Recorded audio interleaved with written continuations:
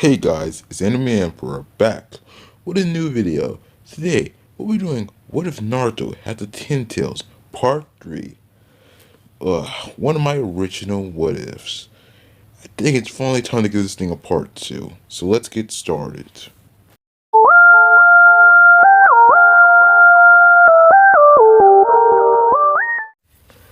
After rewatching Part 1, I realized I did not give an origin to the copy of the Ten Tails, or a reason why I tapped to the Hidden Leaf Village. So I'll be doing this in that video. So let's do that. Orochimaru looked at the Gedo statue in interest, wanted to study such an ancient artifact.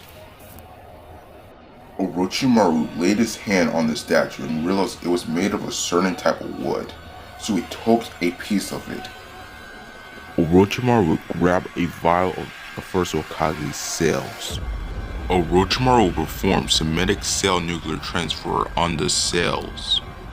The result was a small tree, which Orochimaru noted absorbed DNA and chakra from nearby sources. Orochimaru theorized that the Gedo statue used to be a tree that absorbed chakra and nature energy and DNA, that it had a form where it was a living weapon. Orochimaru gains a wicked smile, thinking he himself can have a living weapon. Though Orochimaru noted that the Akatsuki were using the tail beast to activate the Gedo statue, making Orochimaru think that the Gedo statue, or where the tree was, needed a large source of chakra to evolve and transform into a living weapon. Orochimaru would use some of his sound ninja and snake summons as food for the tree, making it grow in size. Orochimaru decided to give the tree a severed horn of the Eight Tails, making it grow in size and power. Even then, it was not enough to transform the tree. Orochimaru one day would learn of the Dragon Vein, a great ancient source of chakra. Orochimaru would learn more about the Dragon Vein, but learns that only the blood hairs can act to unlock the seal of the Dragon Vein. Orochimaru would kidnap a young blood hair and genjutsu her to unlock the seal so he can steal some of its chakra and seal it into a scroll.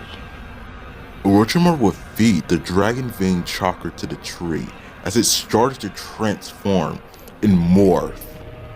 Once the tree was done transforming, it tried to eat Orochimaru whole, but Orochimaru restrained it with seals. Orochimaru would go to Konoha and summon the Ten Tails. This would in turn cause the Ten Tails attack on the Konoha, stealing chakra and destruction and many deaths. Kurama, free from Obito's genjutsu, would use the Ten Tails as a distraction to escape Konoha, but wondering what the heck was that thing. Minato would use the Reaper Death Seal to seal the Ten Tails inside of Naruto. A young, human-looking Naruto screamed in pain as the Ten Tails was sealed inside of him. A brown cocoon would form around Naruto as it started to turn white and crack and break apart. Once the cocoon disappeared, Naruto's appearance had transformed, and he had a purple, glowing aura around him. Inside Naruto's mindscape, the Ten Tails chakra had calmed down, and the Ten Tails had started to shrunk down and become smaller and calmer, and wasn't rampaging anymore. Naruto would wake up suddenly, wondering what that dream was. Naruto would have some breakfast to calm his mind from the dream. He would do some light training on a punching bag. He would use the basic academy fighting style on the punching bag. Naruto would do some short meditation, but unknowingly would absorb nature energy due to being the Jinchuriki of a Ten Tails. Naruto will arrive at Team 7's training grounds. Both of his teammates will greet him with a good morning, but Naruto will get uncomfortable at Sakura's good morning. she has called him a monster in the past. Eventually, 3 hours later, Kakashi will arrive. Though he looked at Naruto as he saw Naruto's uncomfortable expression aimed at Sakura's smiling face. Team 7 would do team rank missions for months, which would include babysitting and farming, or catching the cat Tora.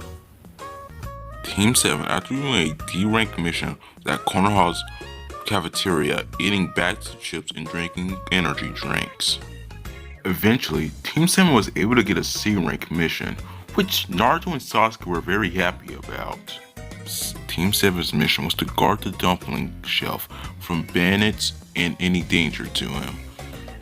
In the forest, Team 7 walked with the dumpling shelf as he bragged about how his dumplings were the best and you should eat them a certain way. Naruto groaned, covering his ears with his tail, successfully blocking out the noise as his teammates and Sensei looked at him in jealousy as they couldn't block out the noise, which Naruto laughed at. Eventually, Team 7 would take a break as the chef would cook some food for them. The food that he cooked was dumplings, which Naruto happily ate, thanking the chef for it. Eventually, they would get back on the road. Eventually, Team 7 makes it to a bridge.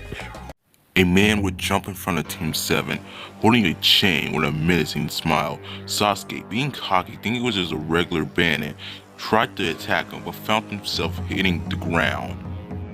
Haha, you had to be faster than that, brat. The bandit would laugh. Sasuke decided to take this more serious and decided to use fire style, fireball jutsu, aiming at the bandit. The man would dodge the fireball, seemingly disappearing. Sasuke would take a stance, holding kunai. Kakashi, I thought only ninja can use chakra, Naruto said, confused. Yeah, that's not exactly true, Naruto. There are other professions where people use chakra, like priests and samurai. Though bandits are rare, Kakashi said. Naruto nodded, getting ready to help Sasuke. I'll protect you, Sakura said, jumping in front of the shelf.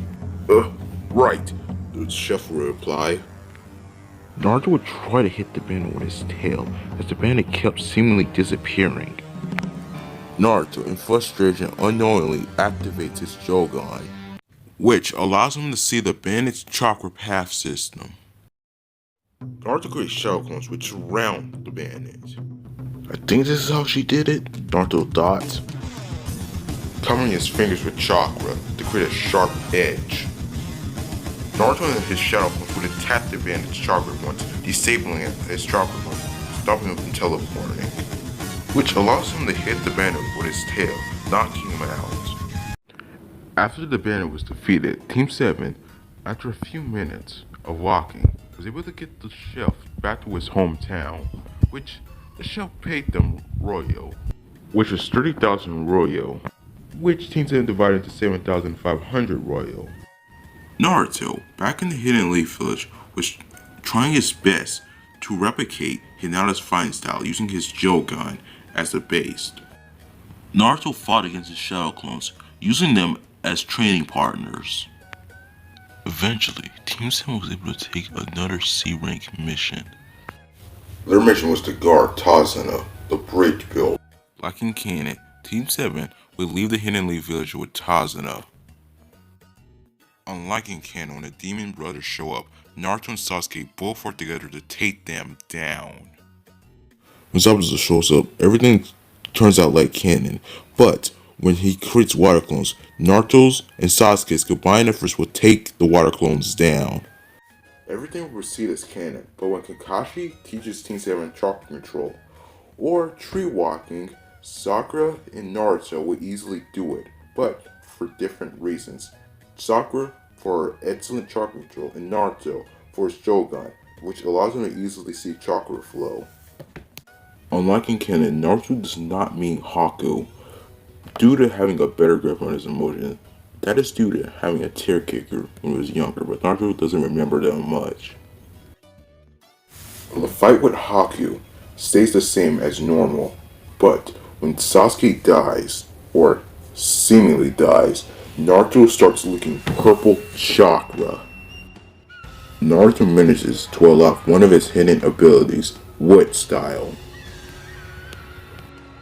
Naruto beats the living crap out of Haku like a cannon, but when he breaks Haku's mask, he doesn't hesitate. He strikes Haku down, killing him. As this happens, Kakashi kills Zabuza with a Chidori. Use it. A voice said inside Naruto's head. Use it. The voice said again, surprising Naruto. As a green Rinnegan awakened in his left eye. Naruto, having a strength sent to his mind, placed his hand on Haku's stomach and turned him into an edible chakra fruit. Before the voice could say anything else, the connection between him and Naruto disconnects.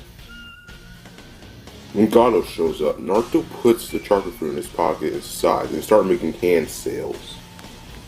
Once Naruto is done making hand sales, purple glowing chains sprout from the ground and brutally murders Gato and his army in cold blood. As this happens, Kakashi and Sakura look on in shock. A few days later, Sakura looked distraught, realized she was useless on the mission. She didn't help at all.